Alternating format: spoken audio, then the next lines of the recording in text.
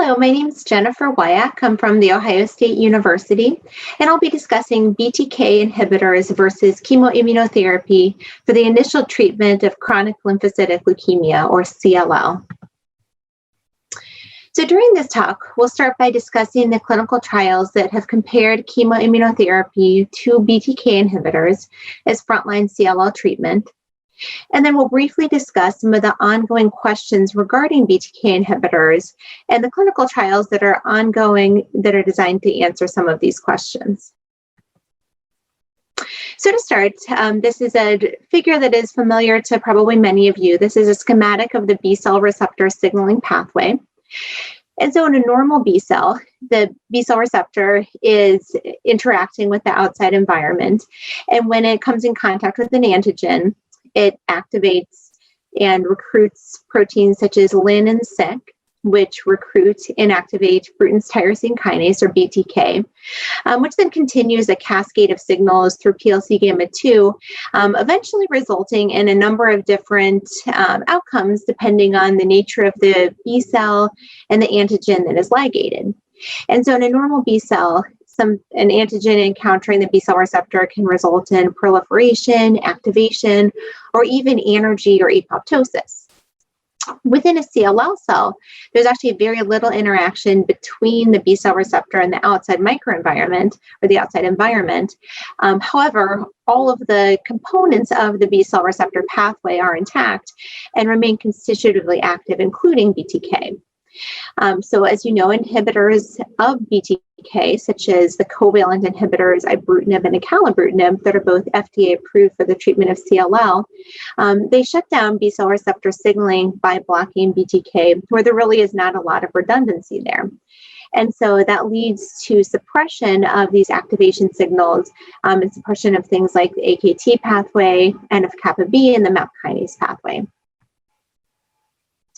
So there have been a number of clinical trials now that have compared BTK inhibitors to chemoimmunotherapy. We're going to go over some of the larger phase 3 studies that have really led to changes in the standards of care. So the first of these in frontline CLL was the RESONATE-2 study, which randomized previously untreated CLL patients to either ibrutinib or chlorambucil. As you know, chlorambucil is not a very effective treatment for chronic lymphocytic leukemia, so it's not surprising that something like ibrutinib was able to show superior progression-free and overall survival. What we've seen in the longer follow-up from this study is that at 5 years, 70% of those patients who were initially treated with ibrutinib remain progression-free. And the risk of progression or death was about 84% lower for patients treated with ibrutinib than those treated with chlorambucil. So certainly this was the study that led to the FDA approval of ibrutinib in the frontline setting. However, since the comparator was kind of a non-standard treatment at that point, was difficult to know how ibrutinib would compare with some of the drugs that we used more commonly for the treatment of the disease. And so there were 2 studies that were conducted through the NCTN and the cooperative groups that took CLL patients kind of along the gamut of age and compared those patients who were younger than 70, where FCR, fludarabine, cyclophosphamide, or rituximab was considered the standard of care regimen. That was compared in the E1912 study to ibrutinib plus rituximab. And we'll get to the study design for older patients in a minute too. So this study included previously untreated CLL patients, again, under the age of 70, did not include patients who had 17p deletion. And patients were randomized in a 2-to-1 fashion to either ibrutinib plus rituximab or FCR. These are the characteristics of the patients. You can see it's a very young group of patients with a median age of 58, and this is, of course, by design. 22% of the patients had 11q deletion, 18% of the patients had trisomy 12, 34% of the patients had 13q deletion, and 71% of patients were IGHV unmutated. So this is pretty representative of the genomic risk of most CLL frontline studies. When the 2 arms are compared, it was found that ibrutinib plus rituximab was superior both in progression-free survival and actually in overall survival to FCR. These data were updated at the American Society of Hematology meeting last year for a 3-year PFS of 89% for patients treated with ibrutinib rituximab compared to a 71% for patients treated with FCR.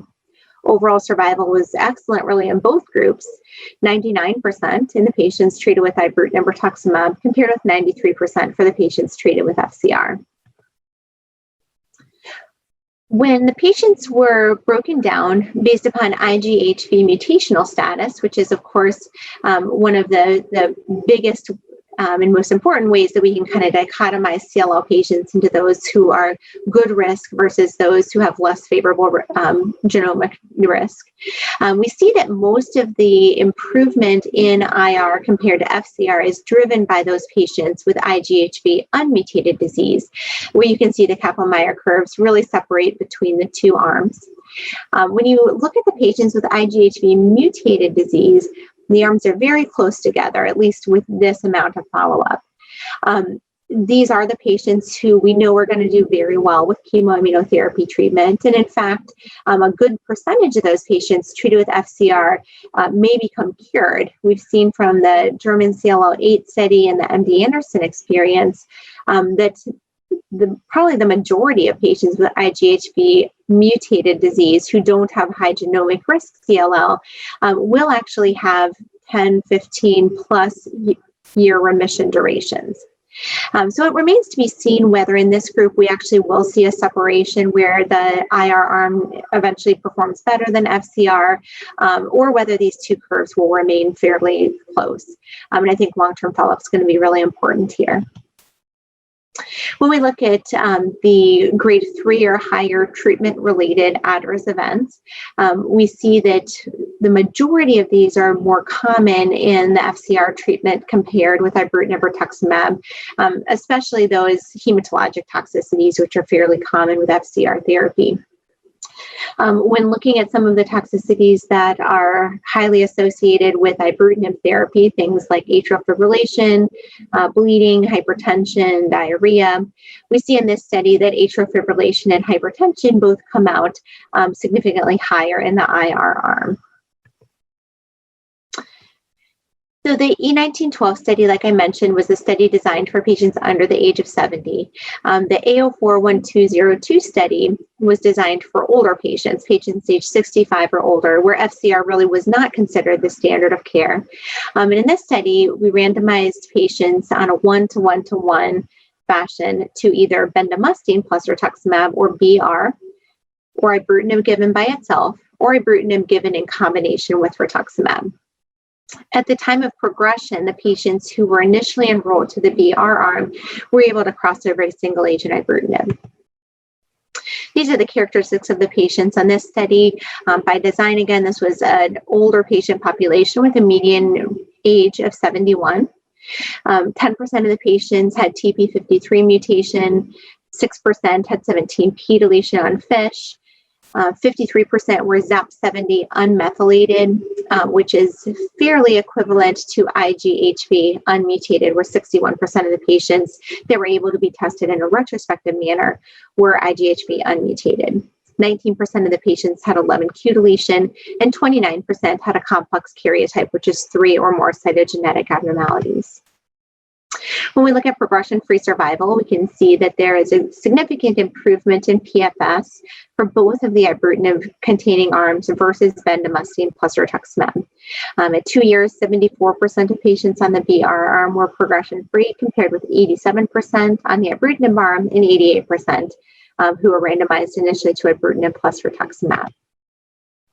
When we look at the patients with 17p deletion at 24 months, 0% of those treated with chemoimmunotherapy remained progression-free, and about 75% of the patients on either of the ibrutinib arms remained free of progression.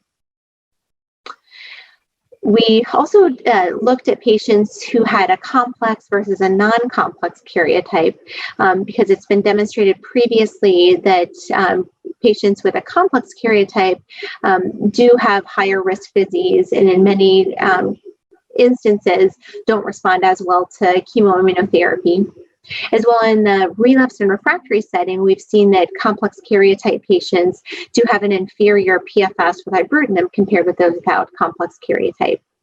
Here we see that in both the complex and non-complex patients, that the two ibrutinib arms perform better than bendamustine plus rituximab.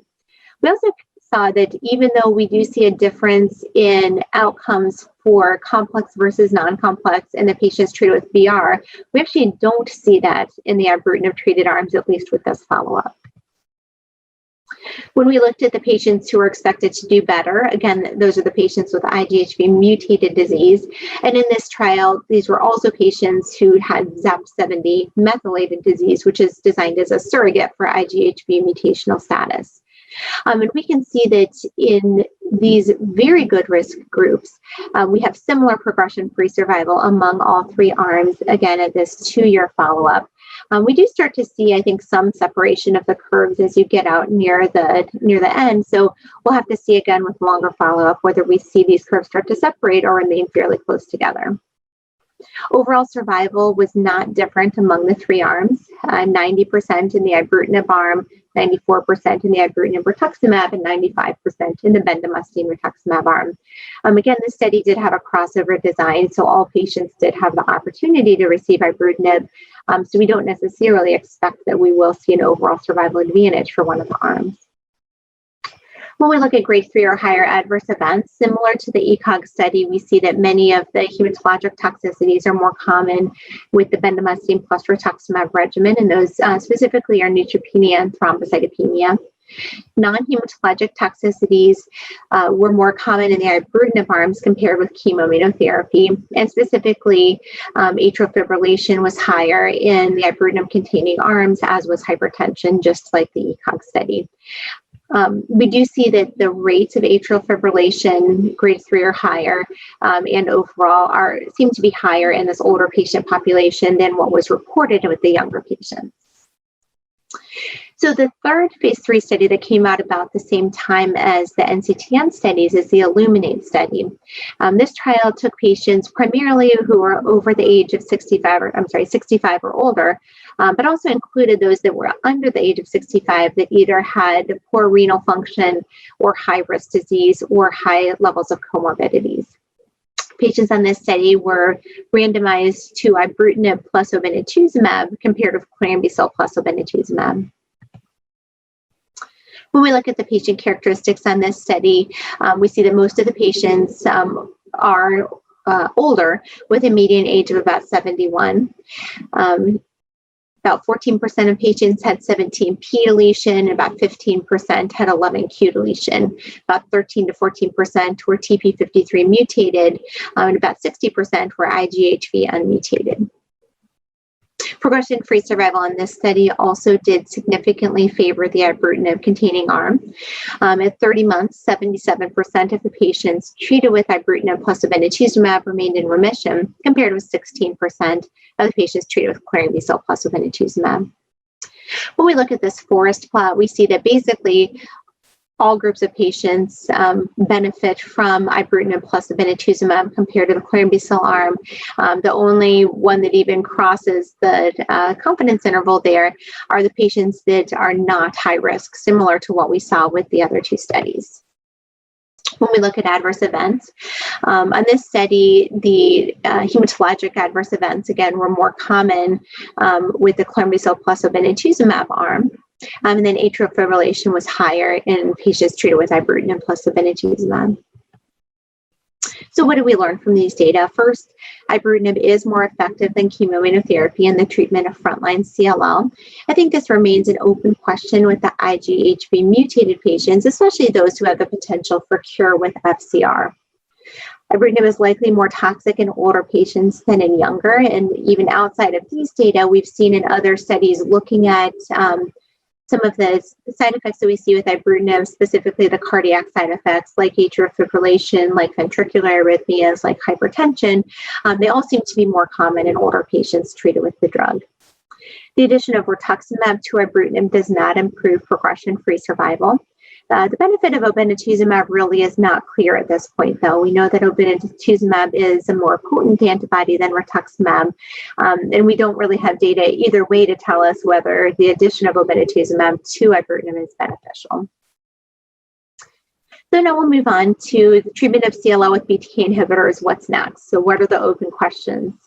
I think some of these are going to be addressed in other presentations that you'll hear today or during this conference. First is whether venetoclax plus obinutuzumab or BTK inhibitor-based therapy is better. Another is, could we improve on the safety of ibrutinib by using a different BTK inhibitor like acalabrutinib?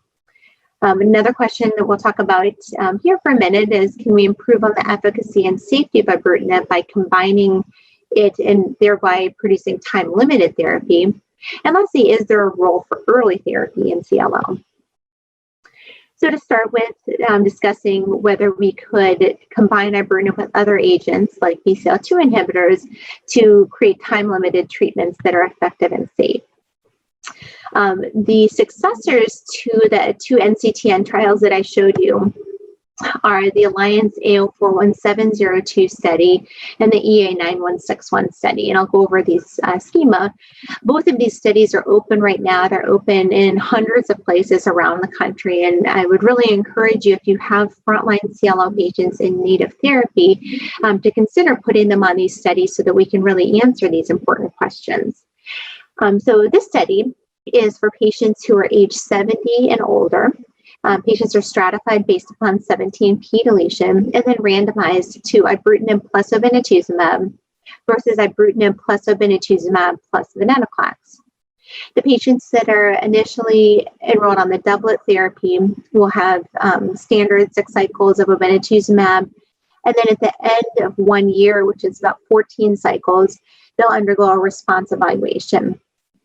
Either way, though, they continue on with ibrutinib. Patients who are enrolled to the triplet arm will have, again, the standard cycles of obinutuzumab, and then venetoclax plus ibrutinib will continue until the end of cycle 14. Patients will then have a response assessment. Patients who are in an MRD negative CR will discontinue ibrutinib, discontinue all therapy. Those that are either MRD positive or don't have a CR will discontinue the venetoclax and continue ibrutinib.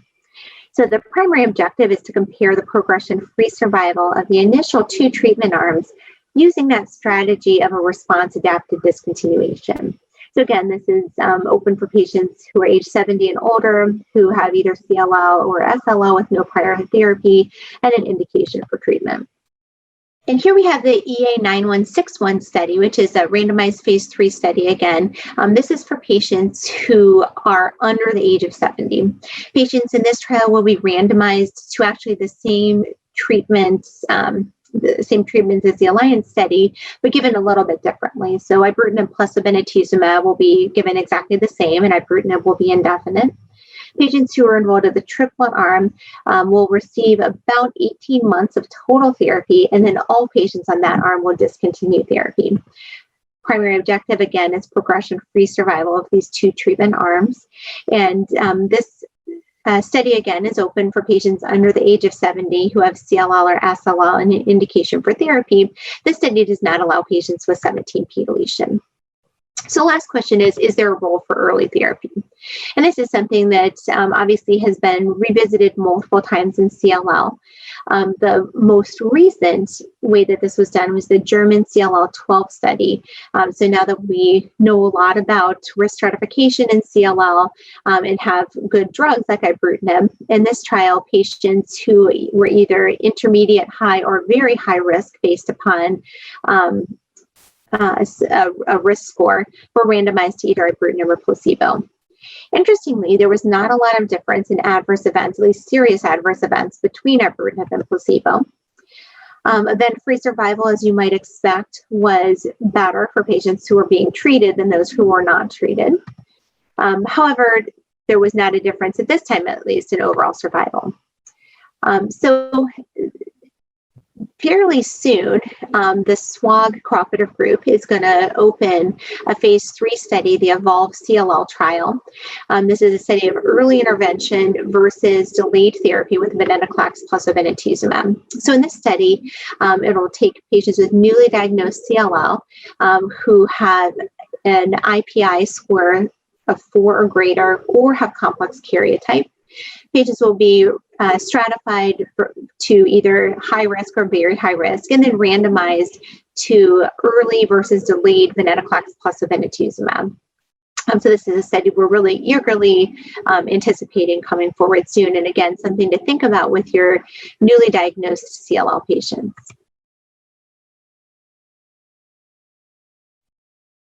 So in conclusion, ibrutinib and now venetoclax and acalabrutinib, as you'll hear in other talks, have really changed the paradigm of CLL therapy, and many patients with CLL will never receive chemotherapy for their disease.